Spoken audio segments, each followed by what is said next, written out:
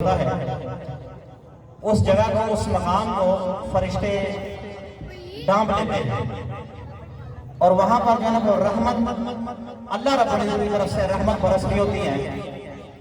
بلکہ وہ جگہ ایسی چمک دمک والی ہوتی ہے کہ جیسے فرش پر کھڑا ہوا آدمی آسمان کو دیکھ کر ستاروں کو دیکھتا ہے نا، اسی طرح وہ جگہ فرشتوں کو چمکتی دمکتی نظر آتی ہے۔ تو جتنے بھی خوش نصیب لوگ ہیں اس وقت محفل کے اندر بیٹھے ہیں، بڑے خوش نصیب بڑے بابرکت لوگ ہیں، تو آپ سے بھی گزارش یہ ہے کہ آپ آئیں۔ میرے پاک پیغمبر صلی اللہ علیہ وسلم نے فرمایا سب سے بدترین جگہ جو ہے، سب سے بدترین جگہ جو ہے وہ بازار ہے، اور سب سے بہتر سب سے اچھی جگہ جو ہے وہ مسجد ہے،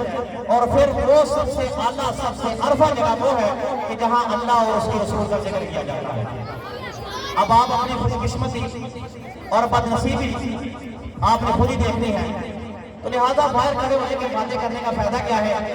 محفل میں آ جائیں، کچھ سن لیں گے کچھ سنا لیں گے تو بڑا فائدہ ہوگا۔ گزارش ہے کہ جتنے بھی ہیں وہ آئیں تشریف لائیں۔